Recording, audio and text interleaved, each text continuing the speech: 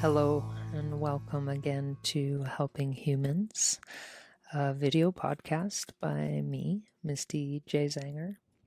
And I wanted to add a part 2 to my part 1 for my first episode and the introductions to what this whole thing's about and a little bit more about who I am and what has drawn me to you all. And I'm looking forward to the journey as well as learning more. I didn't realize how much I loved learning. Being a teacher, that's one of the biggest things you get to do all the time is learn. And you get to educate, and that ingrains that learning. You get to adjust it, relearn, grow, expand, evolve. And I get such thrills and highs really off of that experience. So I did that. And I will continue to do that. When I left public teaching as an official high school educator, my mom had a real struggle with so you're no longer a teacher? All that education and all those years were kind of like, they're for naught now? And I said to her, no, I don't think so. I think all of that built me to who I am now, today. And also, it allowed me to, again, just evolve, grow, and be the awesome human I am today. So I will always be a teacher. I hope I always learn and am willing to just branch out to new ways of knowing, experiences, people, places, all the things. So, that being said, I am a self-help seeker. With the burnout, exhaustion, fatigue, loss of true purpose, I suppose, in the end, like coming from deep within me, that was going to be the driving force. I was spinning like a wobbly top off its axis, and it was very uncomfortable. So I sought all sorts of modalities and people and professions, and some you wouldn't even call maybe professions or professionals, but they knew what they knew to be true, and they were willing to share their knowledge and experiences and resources with me.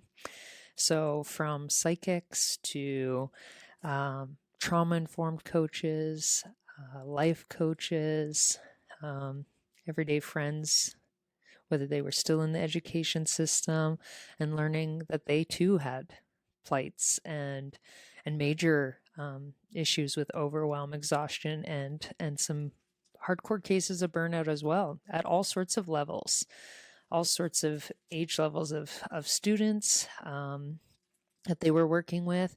And they were also all sorts of people from different capacities within education, from educational assistants to the teachers to the administrators. So it's unfortunately a plague that can leave no one unscathed, and you really have to do your own due diligence. And I'm not sure the post-secondary education realm covers the area of boundaries and burnout enough to really set future educators up for success, because there is still that gaslighting of, you're a superhero, you wear the cape, you'll be okay because you love to do this. That only can get you so far.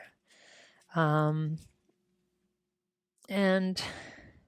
I think even when I graduated from university, which was 2008, there was a statistic, and I'm pretty sure it's probably higher now, but it was like 50% of us first year, second year teachers weren't going to make it within those first 1 or 2 years. 50% of us, we're no longer going to be in the education system. And they're still willing to take your money, put you through the 4, 5, 6 years, and tell you that statistical fact. Instead of setting you up for potential success in actually having courses year after year and ingraining it within their own educational classes about what matters to keep your balance. And again, boundaries is a big one to preventing burnout, and understanding that there's a full sentence of no. And that's all you need to say. And not guilt trip ourselves or shame ourselves into overextending our energies and our limits, because it's going to come at a cost. It always has to come out somewhere. And unfortunately, you're going to be the one that's going to pay. And will it be up to you how it all shakes out? Not always. You have to have a lot of both foresight and ability to see what's happening in all the swirlings around you. And unfortunately, things come quickly, and trauma happens. In the last few years of teaching, there was snowstorms in weird times of the year that totally rocked our school division and school specifically, like unprecedented things, and fires that took lives, and the life of a person I knew, and accidents and people taking their own lives, and no longer being here. And you just kind of gotta, if you can, cry and move on. Like, I don't know how many times I cried at school while teaching, and having my students see me like that, which, vulnerability is a good thing, but there was no minutes to like really lean into that and share, and it just seems like you had to move on. And sure, there are resources, but accessing those on your own, not an easy thing when you have so much other things to do that you think, oh well, it's just what it is. And important people, the loss of those people, coworkers, former teachers, family members, friends, people you didn't even know. I cried for them too. And then you throw in a worldwide pandemic, and that was utter chaos. Don't get me wrong, I enjoyed a lot of parts of being shut down and the slowdown that came with some components of that. And I really did. That was probably what kept me going for as long as I did, because I needed the slowdown. I really enjoyed teaching like this with my students, and we were able to do different things. Was it the best? No, but I saw the good sides more than I saw the negatives, and I enjoyed it. It was just a cool, different way. I taught phys ed, and I could teach students in their own spaces for doing yoga and other physical activity, or say, hey, go hit up a park, go for a walk. Those are things that you can't always do in the traditional in-school gym class. So there's that good stuff. But then there's all the compounding political issues, health concerns, and that went on for years. Coupled with a few other incidences that I'm just not going to name right now, messes a person up. And that trauma compounds, and lives in you. And if you're told, like, don't talk about it, or suck it up, or we're just moving on, it's even harder. And it has to come out somehow. And in the end, I realized that nobody, again, was going to help me but me, and that their care was about other things and not the human sitting in front of them, crying, spinning thousands of plates, and trying to do a really good job at it. The best I could, truly. And I had big dreams, big aspirations for myself, my classes, my programs, the school, the division, the community, the world at large. And Mahatma Gandhi says, be the change you wish to see in the world. I had that quote on my wall as a teacher for years.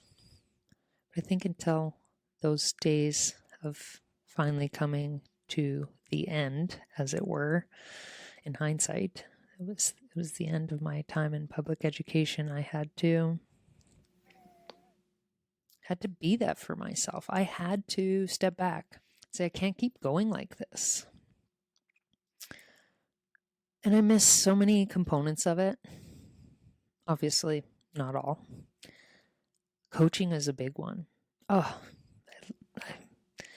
I was scared at first, very intimidated.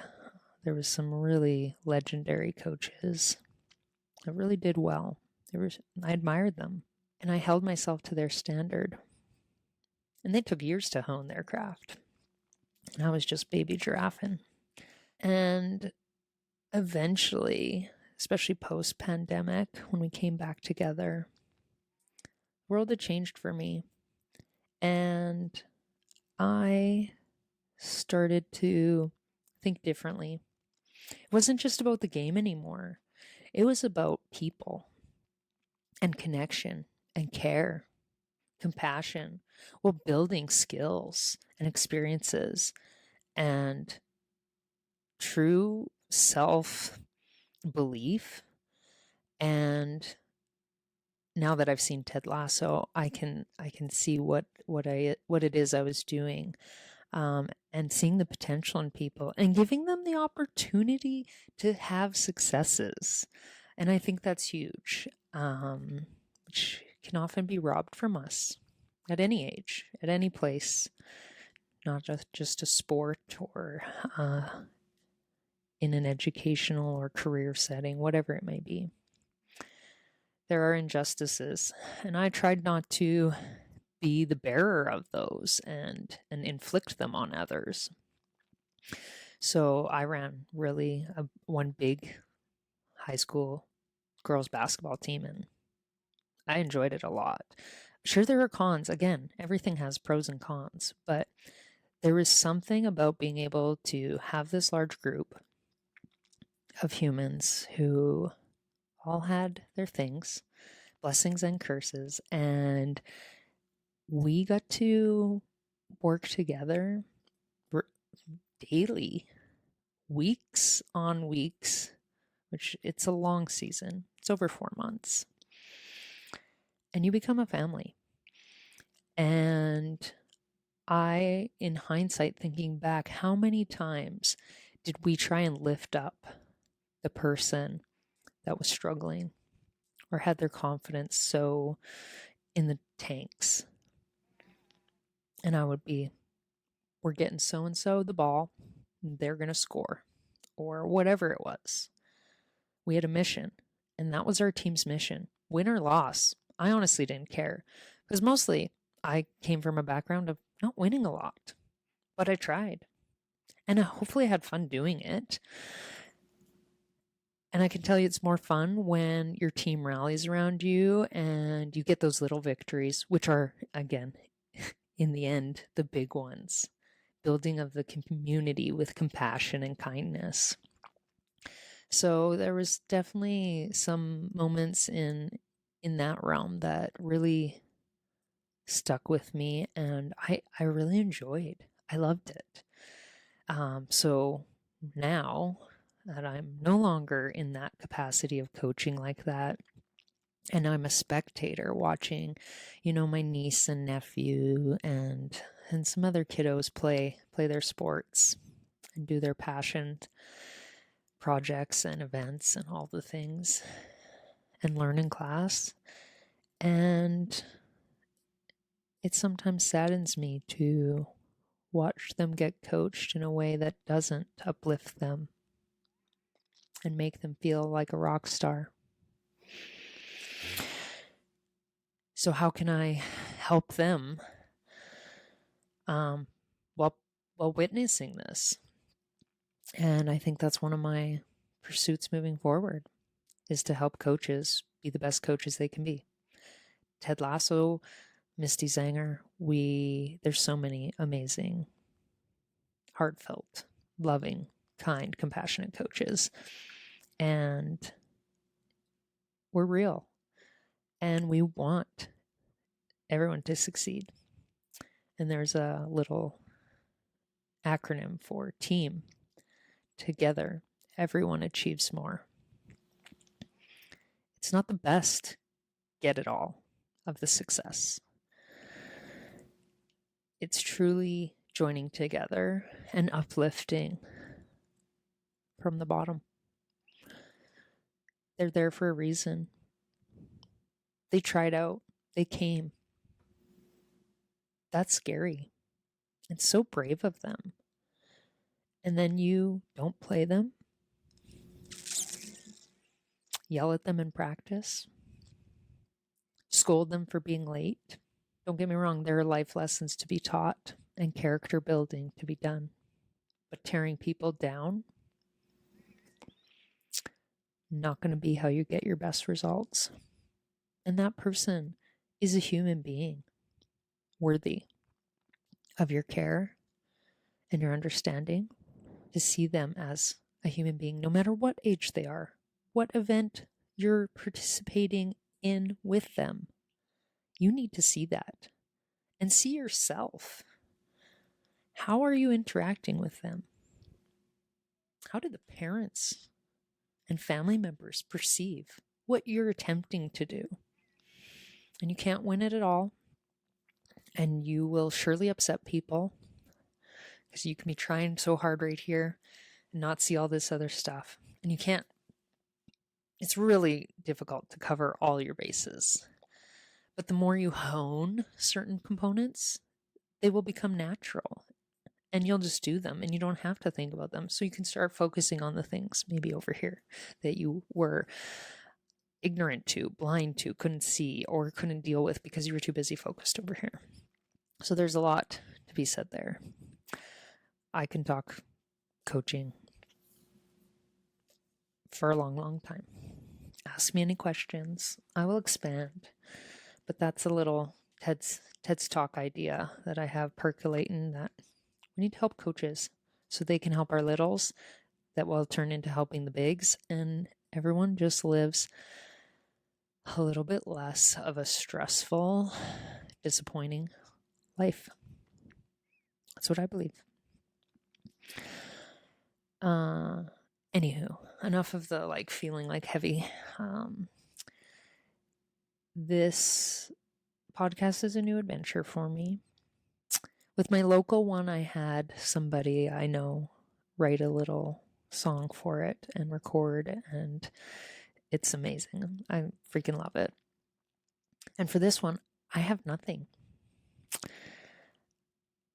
That's part of the reason why I haven't published and sent this out into the world yet, is because I wanted a song. I wanted something, a musical number that really showcased the Helping Humans vibe. It never came across my plate, and I can't keep waiting. And I think there's a bazillion different musical numbers that could be jiving with this idea. So if you're watching, listening, and you think you have a cute little tune, or you want to make one around helping humans and this whole idea around compassion, caring, loving, all the positive words you can think of, maybe you share that with me. And maybe episodes can have different ones, and it's not the same theme song all the time. That to me is cool. Me having that allows for showcasing of you all and the talents that you have. I love music. I am just not really gifted in that realm. Not even the junior high recorder is barely passable in that aspect. So like music's just unfortunately not one of my things, my jams, if you will. So if you want to work something out and share something, love to hear it. Other than that, if you have any questions or ideas for topics you want discussed here, I do have a way to submit those via my website, which my website is www.mistyjzanger.ca. That's it. And the other way is to email me, same mistyjzanger at gmail.com. And let's see what we can do. Again, that's questions, submissions of topics, or you want to share with me a musical number that is original that you've done. I don't need you to be borrowing other people's content, but I want to help showcase you and share a little love with the musical community. So I hope you have a blessed day and that you can help another human at least one time today. Find out the opportunities in front of you and seize it. We have them all the time. We just have to take a chance and say, yeah, I'm gonna pay for that coffee, or I'm gonna hold open that door, or I'm gonna go out of my way to shovel their walk if they have snow, or cut their grass if it's overgrown. Like whatever, there's so many ways to give service to others that even cost you nothing but some time and energy. And I promise you, it will pay you back. And not just good feelings, but you're going to build a ripple effect, and that person's life and everyone else's will expand and grow into the positive realm. So that would be my challenge to you, to seek out opportunities to help others. So I love the heck out of you, and stay tuned for our next episode.